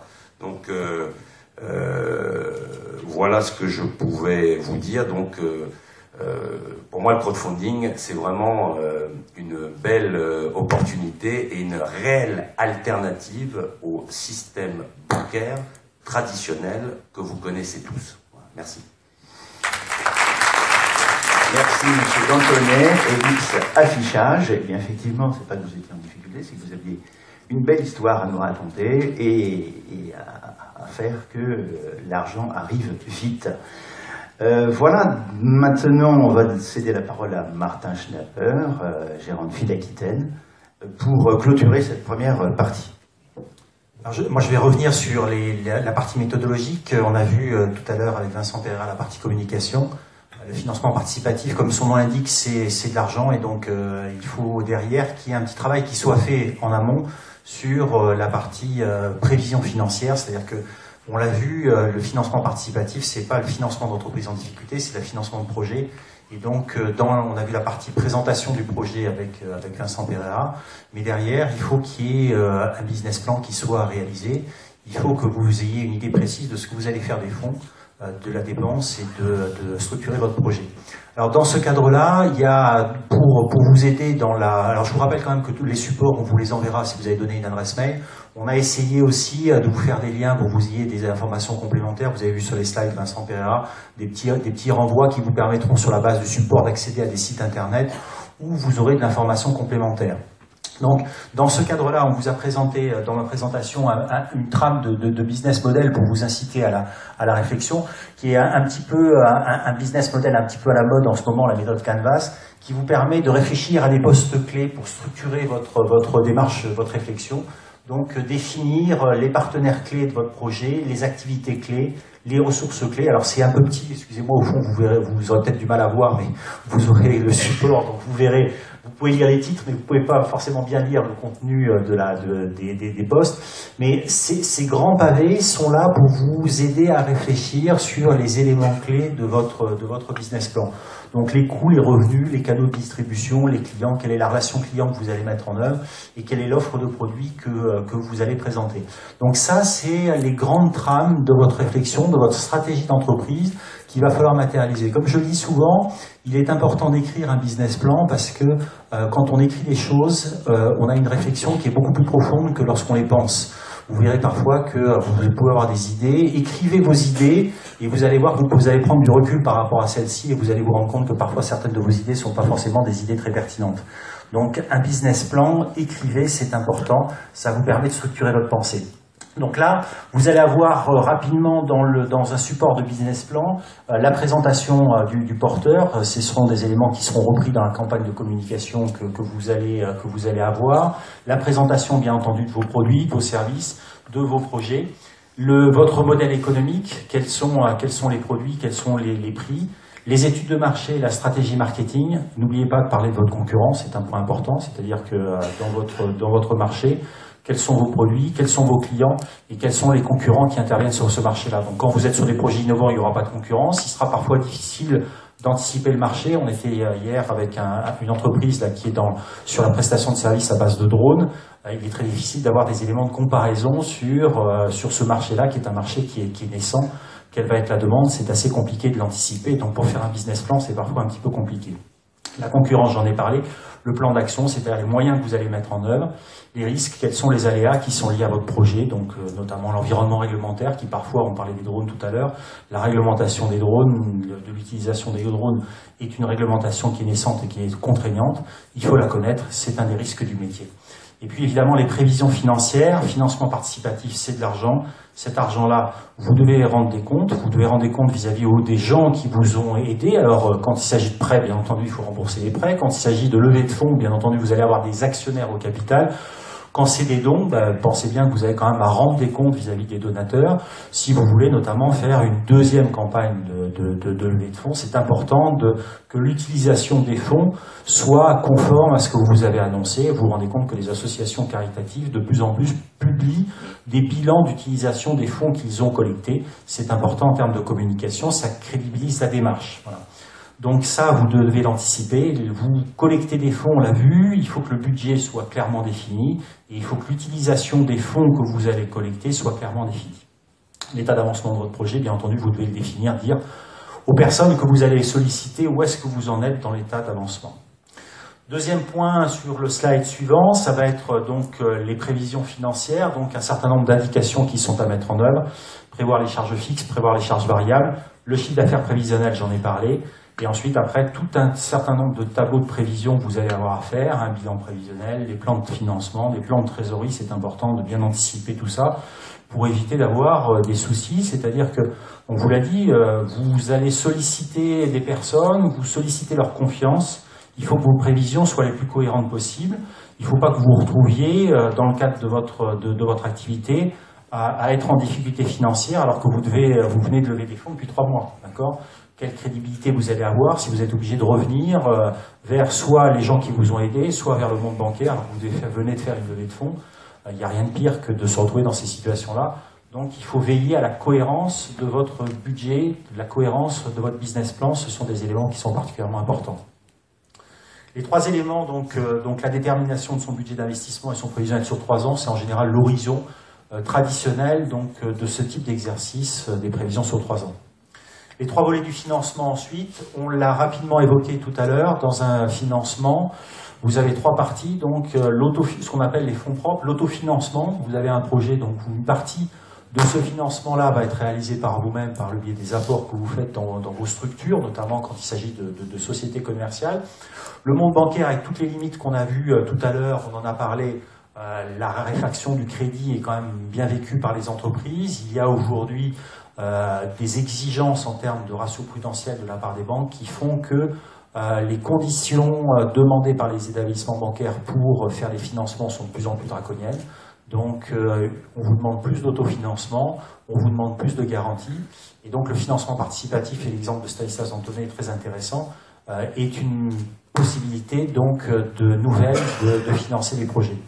Dans la pratique, en fait, on va souvent... Alors, Stanislas Antonet, il a financé sa ligne de financement de cette année entièrement par le financement participatif, mais très souvent, dans la plupart des cas, on aura un mix entre une partie autofinancement, une partie financement bancaire et une partie financement participatif. Donc, tout l'enjeu, ça sera bien évidemment de mesurer chacune des 3 parties et de savoir ce que vous allez prendre en financement bancaire, ce que vous allez autofinancer et ce que vous allez prendre en financement participatif. Donc, il y aura un arbitrage qui sera à faire dans la répartition en fonction de vos moyens, en fonction de structures financières et en fonction de votre projet. On parlait tout à l'heure de bien dimensionner le montant qu'on lève en termes de financement participatif.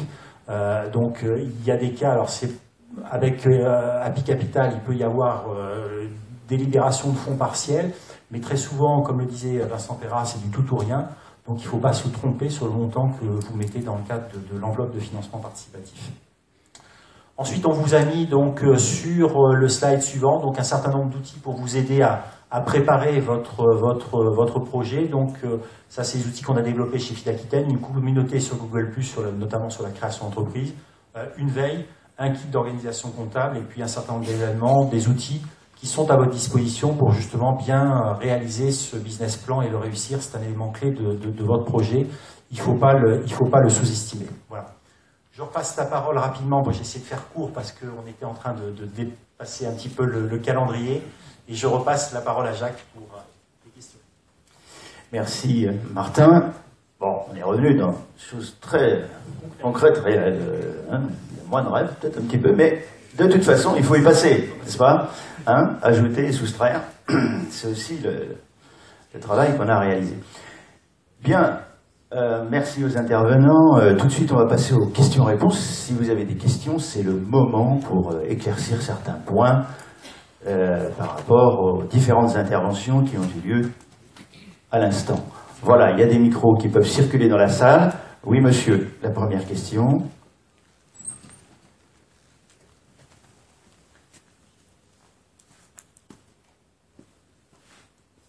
Oui, j'ai vu parmi les 3 expériences-là que vous avez eu en fait trois méthodes de financement différentes. Est-ce que vous avez pensé opter pour une double méthode de financement, donc éventuellement en prêt et en don, prêt avec remboursement, ou pour l'equity, opter pour 2 méthodes différentes, 2 voire 3 méthodes différentes? Et ensuite, quel a été aussi pour M. Delibes l'impact de sa capacité de remboursement, en fait, qui a dû être étudiée, je suppose, de la santé de son entreprise, dans la capacité du crowdfunding, en fait, du levage de fonds? Alors, première réponse par Stanislas, et puis après on verra s'il y a une deuxième réponse à côté de vous. Traditionnellement, quand je fais des prêts pour financer donc mes investissements de mobilier, je pars sur des prêts, au début je démarrais sur des prêts de 60 mois, et maintenant j'essaie de financer sur 36 à 48. Donc ils m'ont spontanément proposé 48 mois. Voilà, c'était parfaitement en phase avec, on va dire, ma capacité, la capacité de l'entreprise à rembourser. Donc je n'ai rien eu à redire sur la proposition qu'ils ont faite, quoi.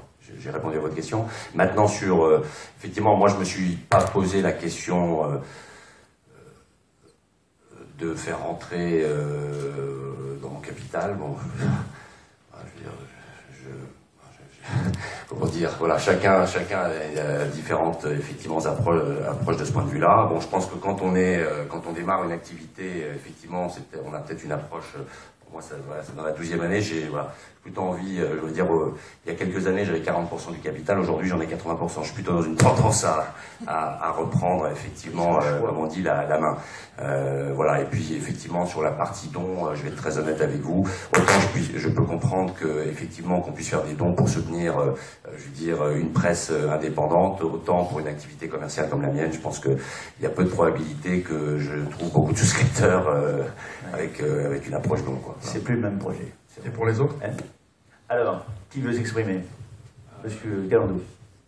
Concernant la possibilité d'utiliser plusieurs modes de financement, que ce soit des prêts ou en equity, déjà je ne pense pas qu'il y a plusieurs plateformes qui proposent de multiplier en fait les sources de financement, et déjà d'animer une seule campagne de financement avec un des formats possibles, c'est énormément d'énergie. Alors si on doit animer plusieurs campagnes en même temps, je pense que c'est trop. Il faut mieux se focaliser sur une source de financement particulière que de multiplier les sources. On risque de se perdre et il n'y en a aucune qui réussisse. D'accord. Troisième point de vue, non, mais... Non, je suis parfaitement d'accord, c'est-à-dire c'est des messages différents. Une entrée au capital, c'est un message, et investissez dans l'acquis, devenez un des associés et vous allez gagner plein de sous un jour, parce qu'un jour les médias gagneront de l'argent. Aider acquis à rester libre et indépendant, c'est un autre message, et prêter des sous à acquis, c'est encore un troisième message. Donc je suis assez d'accord avec ce que vous venez de dire. Très bien. Merci. Ça vous convient? Donc au final, je vois qu'a priori, il n'y a pas de site qui puisse même le proposer. Alors là, il faut le faire sous des méthodes réponse différentes. que va vous apporter mon voisin, c'est l'État. Il n'y a pas de plateforme qui propose différents types de dons. En soi, d'un point de vue fiscal aussi, tout simplement, le don, le prêt et la prise de participation se traitent différemment.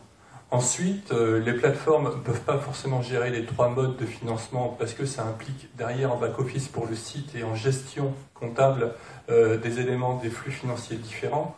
Vient ensuite le fait que faire une campagne sur 2, voire même 3 formes de financement participatif, c'est confusant.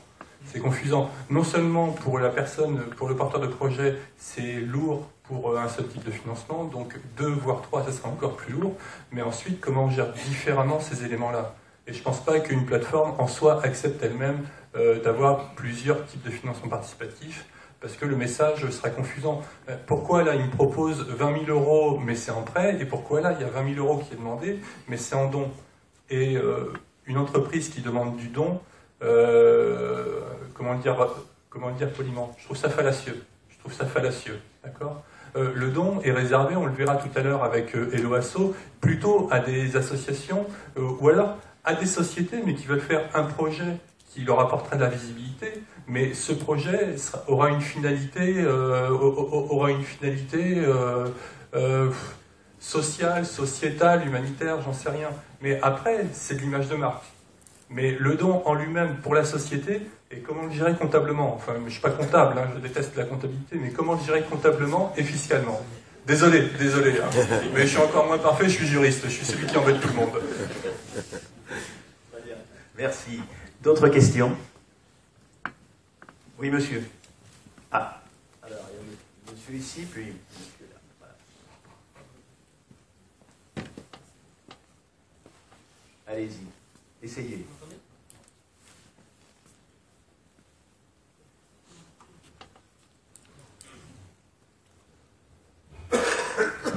Vous m'entendez? Oui, pardon. Super. Parfait.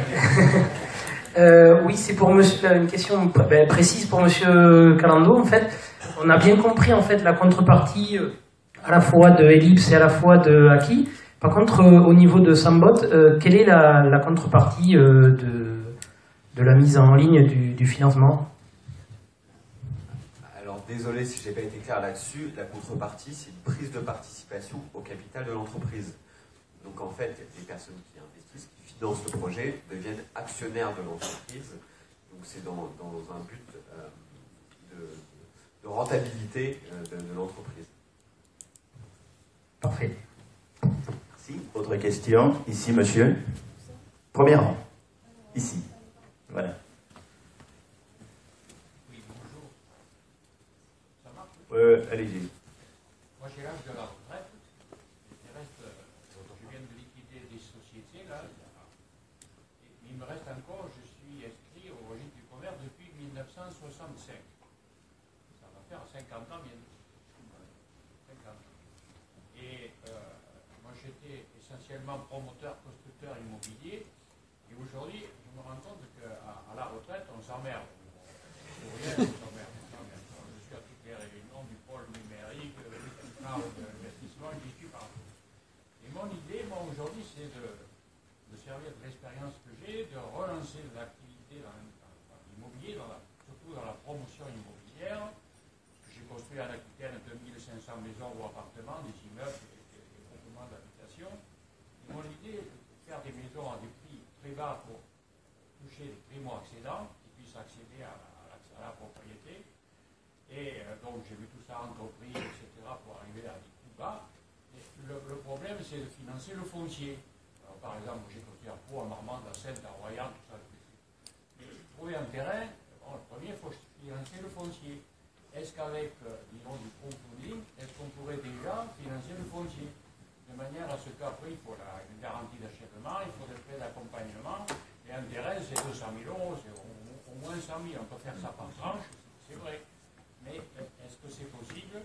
Que j'ai vu encore des gens qui m'ont dit votre projet il est génial, Delzor, parce que vous connaissez bien le métier, etc. Mais il faut financer le terrain. Alors, bien sûr, j'ai déjà fait des opérations avec des montages, avec des grands groupes, avec des phages.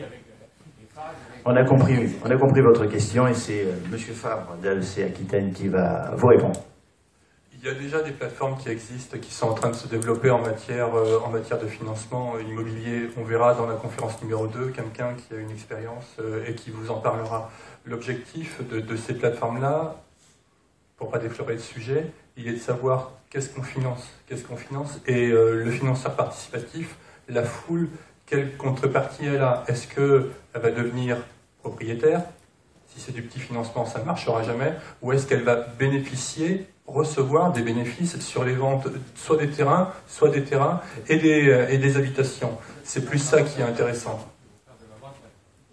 Oui, mais c'est ce qui se fait, financer et avoir une sorte d'actionnariat dans l'immobilier. Le terme est impropre, j'en ai bien conscience, mais avoir des obligations au sein d'une construction qui sera plus tard.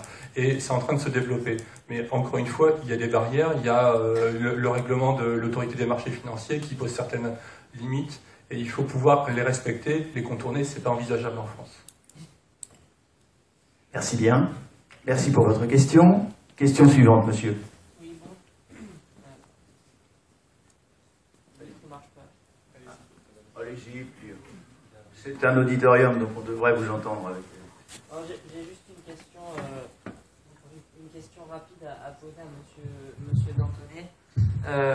En ce qui concerne votre entreprise, qui est quand même une entreprise un petit peu centrée, qui est très particulière, qui est un peu une entreprise de niche. Si je puis m'exprimer comme ça. Je sais pas si vous vous êtes renseigné ou quoi, mais 45 000 € en 4 heures, ça doit être quelque part, ça doit être un record du monde. en tout cas, c'est quelque chose qui est assez particulier. Donc je voulais savoir si l'associé qui a géré la campagne vous avait expliqué un petit peu comment il avait fait pour que ce soit aussi rapide, quoi. Je pense qu'au travers de la présentation qui a été faite de la démarche en amont qu'il faut avoir pour promouvoir favorablement, quelle que soit d'ailleurs l'approche, sa levée de, on va dire comme ça, sa levée de fonds, comme je vous ai dit, alors là très sincèrement, je suis pas rentré dans le détail avec lui de la façon dont il avait procédé, mais l'un des atouts nécessairement fondamentaux, c'est qu'il connaissait très bien le business model. Donc je reviens là-dessus. Je pense que sur la présentation qu'il a faite, évidemment, de notre société, donc ses résultats, enfin ses implantations, etc., ses perspectives, il l'a fait de façon, évidemment, on va dire sexy, je veux le dire comme ça. Donc après ça, il me semble que la plateforme Uniland procède de cette façon-là, c'est que lorsqu'elle a un projet qu'elle envisage effectivement de proposer en souscription, en l'occurrence pour un emprunt, j'imagine que les gens peuvent en amont se renseigner sur la société. Donc c'est-à-dire, j'imagine que le projet a été en ligne sur Uniland avant que ne s'ouvre à proprement parler la souscription. Donc c'est-à-dire qu'en amont, un certain nombre de personnes ont pu aller regarder les bilans, ont pu aller sur le site internet, ont pu aller se renseigner sur ce qu'était l'entreprise. Maintenant, on est quand même sur une activité assez traditionnelle. Hein. L'affichage, c'est quand même le plus vieux média du monde. Hein. Je veux dire, à Rome, il y avait déjà des panneaux, le resto c'est par là. Donc, vous voyez ce que je veux dire, on est sur une niche en indoor, mais on fait également de l'extérieur. Donc, est-ce que j'ai répondu à votre question? Donc, je pense qu'en amont, effectivement, un certain nombre de personnes avaient pu déjà se renseigner sur ce qu'était l'activité de l'entreprise. Ce que je voulais dire juste c'est que votre entreprise n'était pas parmi les campagnes les plus médiatisées. C'est-à-dire que les campagnes de crowdfunding les plus médiatisées, c'est en général c'est des entreprises qui touchent directement le consommateur, c'est dans les secteurs un peu plus Oui, j'ai une question de cible. Je vous propose, concernant les plateformes, puisqu'on va y venir tout à l'heure avec la présentation des plateformes, de garder plutôt vos questions sur ces sujets-là tout à l'heure, mais je vais quand même donner un élément de réponse nouveau pour... Merci. Juste en complément, et là je mets ma casquette de contributeur pour répondre à votre question, parce qu'il m'arrive aussi de contribuer. il faut bien comprendre qu'il y a une vraie différence entre la personne qui va être dans le don et la personne qui va être sur des plateformes pour du prêt. Quand on est sur une plateforme de prêt, sans donner de nom, on en parlera tout à l'heure, les contributeurs, les participants s'inscrivent entre guillemets à la plateforme dans une volonté d'investir et d'avoir de gagner de l'argent après en prêtant. Du coup, ils vont aussi attendre de la plateforme que régulièrement on leur envoie des projets. Ils sont informés régulièrement. Donc ils attendent de manière impatiente, tiens, il y a ça qui va arriver, il y a cette notion-là. Donc il y a une communauté déjà autour du site. Tandis que quand on est dans le don, là il faut aller convaincre le grand public. Et qu'il n'y en a pas les mêmes arguments, j'allais dire, très concrets de tu investis tant, tu récupéreras tant. On est dans plus l'émotionnel et de participer à une belle aventure. Donc voilà pourquoi, effectivement, en 4 heures, c'est ultra rapide, mais l'état d'esprit sur les plateformes n'est pas le même entre ces deux approches. Voilà ce que je voulais dire en témoignage. Alors, la pause était prévue à 10h30, il est 10h45. Y a-t-il, je ne veux pas quand même empêcher, une ou deux questions complémentaires? Monsieur.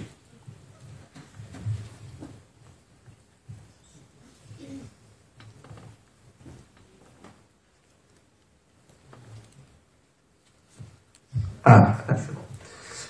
Bonjour à tous. Moi, ça serait simplement, donc vous avez tous parlé donc, très bien du crowdfunding, mais si j'ai bien compris, vous avez déjà tous une activité déjà en cours. Moi, j'essaie de monter mon entreprise, donc j'ai déjà un prêt de la banque, un petit appui de crowdfunding me ferait pas de mal pour démarrer. Ma question serait, donc, il faut bien sûr parler de son projet. Ce dont j'ai peur, c'est à quelle hauteur. C'est-à-dire que j'essaie de créer une idée nouvelle, et j'ai un petit peu peur de la divulguer sur Internet, d'en parler à un maximum de personnes. Mais on est bien obligé, bien sûr, pour attirer des investisseurs. Donc, à quel conseil vous pourriez donner à ce sujet? Bon, alors au moins une réponse de Cédric Fabre. Rapidement, c'est très simple. Hein. Vous serez dans une relation avec une plateforme. On verra dans la présentation juste après avec qui vous serez en relation. Mais en soi, tant que le projet n'est pas publié sur la plateforme, c'est du secret des affaires. Donc là où les personnes avec qui vous êtes en relation doivent garder ça secret. Au pire, vous pouvez faire signer des accords de non-divulgation. On dit en anglais NDA, Non-Divulgation Agreement, donc des accords de confidentialité. Donc ça peut vous sécuriser davantage. Et ensuite, avant vous-même de contacter des plateformes ou des personnes, faire un petit benchmark pour voir la plateforme qui serait à votre sens le plus adaptée pour vous. C'est avant tout ce petit benchmark qui doit se faire en maximum 3 heures. Si au bout de 3 heures, vous n'avez pas identifié quelle plateforme, au pluriel, hein, pour être intéressante pour vous, c'est que vous n'avez pas encore bien établi votre modèle, non pas votre business model, mais votre modèle de financement participatif. Très bien, merci. Dernière question peut-être? Oui, bonjour. Moi je voulais faire un petit témoignage. C'est pas vraiment une question, mais juste partager mon expérience parce que j'ai participé donc à la levée de fonds de Symbot. Je suis du côté professionnel, je fais du conseil en performance commerciale, mais du côté personnel, je voulais investir une petite partie de mes économies sur des projets avec un meilleur rendement que ce qu'on me propose actuellement. Et aussi donc participer à des projets d'entreprise. Donc ma démarche a été celle-ci. Je connais un petit peu le milieu du nautisme, donc j'ai d'abord été séduit par le projet. C'est vrai qu'il y a beaucoup de bateaux dans les ports qui servent à rien, et de les remettre dans le circuit, de générer de l'économie, ça me paraît vraiment très intelligent. Donc je crois au projet. Moi j'ai cherché aussi à rencontrer les personnes, on n'en a pas beaucoup parlé, mais je pense que les gens c'est aussi très intéressant. Donc j'ai été convaincu par l'équipe de Symbot, et donc j'ai décidé d'y aller. Ce qui peut-être m'a un petit peu limité, ce que j'aimerais voir évoluer dans le crowdfunding, c'est de mieux comprendre l'intérêt pour un investisseur. C'est vrai qu'il y a une communication qui est faite sur le projet, sur l'entreprise, mais le côté intérêt pour l'investisseur, je pense qu'il a besoin d'être précisé un petit peu. Et aussi les prévisions financières. Là, je vais un peu du côté de FIT Aquitaine, mais ça reste aujourd'hui un pari. Donc on croit à un projet, on croit à des gens, et je pense qu'avec l'expérience, le crowdfunding gagnerait à être un petit peu plus affiné sur qu'est-ce qui va se passer avec nos actions et quelles sont les prévisions financières. D'accord, merci. Martin Schnapper. C'est clair que quand vous investissez dans des actions, c'est aléatoire par rapport aux personnes qui ont financé Ellipse, ou sur lesquelles ils ont un taux d'intérêt qui est calé par avance. Quand vous achetez des actions, c'est comme quand vous achetez des actions en bourse. C'est-à-dire que l'entreprise peut vous proposer, vous présenter son projet. Par contre, il y a forcément un aléa sur la réalisation de celui-ci. C'est-à-dire que le rendement, par définition, il est forcément aléatoire. C'est-à-dire que vous pouvez tout perdre dans des actions, vous n'avez aucune garantie dans un prêt aussi. Si l'entreprise dépose le bilan, vous avez perdu votre investissement. Le financement participatif, il y a quand même une part d'aléa, d'accord ? Donc, par définition, les perspectives, c'est celles qui sont dans le business plan qui vous a été présenté. Elles ont bien évidemment un caractère aléatoire. Ce qu'il faut, c'est que le business plan soit fait de la manière la plus cohérente. Mais vous pourrez, sur l'investissement en capital, et on y reviendra sans doute tout à l'heure avec Philippe Carlo-Brio, jamais avoir de garantie. Garantie de rendement, ça c'est pas possible, ça n'existe pas. Les aléas de la vie économique font que malheureusement, vous pouvez faire une très belle opération comme en faire une très mauvaise.